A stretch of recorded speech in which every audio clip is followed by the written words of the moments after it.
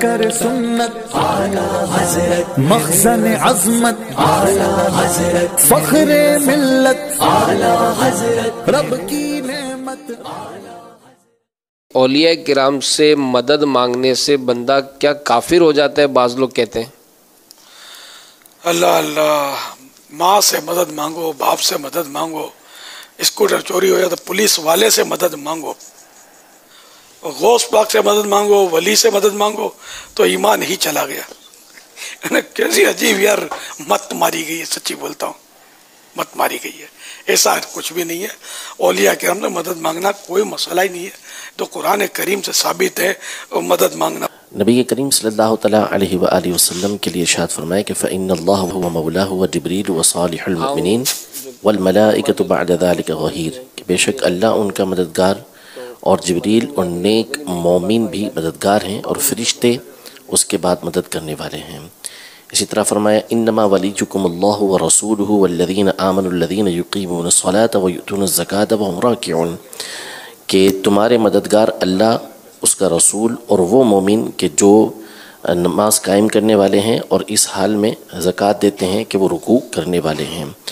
تو یہ قرآن کی آیات موجود ہیں کہ جس میں مددگار اللہ بھی ہے، اس کا رسول بھی ہے، اور دیگر فرشتوں کا بھی تذکرہ ہوا، نیک مومنین کا بھی تذکرہ ہوا۔ اسی طرح حدیث پاک میں نبی کریم صلی اللہ تعالیٰ علیہ وآلہ وسلم نے ارشاد فرمایا کہ جب تم کسی ایسی جگہ ہو کہ جہاں تمہارا کوئی غمخوار نہیں ہے اور تمہیں مدد کی ضرورت ہے تو فلیقل یا عباد اللہ اعینونی یا عباد اللہ اعینونی یا عباد اللہ اعینونی، تو وہ یوں کہے کہ اے اللہ کے بندوں میری مدد کرو، اے اللہ کے بندوں میری مدد کرو، اے اللہ کے بندوں میری مدد کرو۔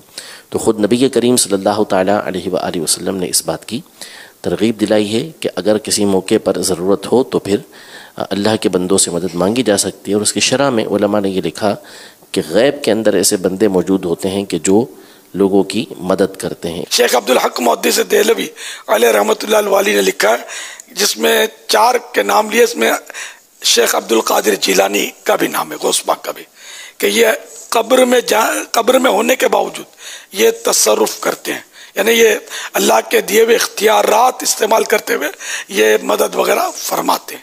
تو ایسا کوئی مسئلہ نہیں ہے یار۔ اب بولتے ہیں یا رسول اللہ کیوں بولتے ہو، یا غوث پاک کیوں بولتے ہو؟ تو میں بولتا ہوں کہ بھائی قبرستان جاتے ہو تو السلام علیکم یا اہل القبور کیوں بولتے ہو؟ تو کبھی وسوسہ شیطان نے نہیں ڈالا آپ کو۔ جہاں یا غوث پاک کا تو وسوسہ فوراً شیطان نے ڈالا، تو پتہ چلا غوث پاک کے نام میں کوئی کرنٹ ہے، کرنٹ،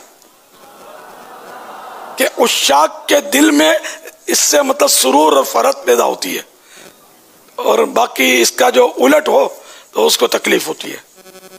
بس اللہ کریم ایسی چیز کو تکلیف ہوتی ہے ان کو بھی شفا دے، ہم تو یہی کہتے ہیں۔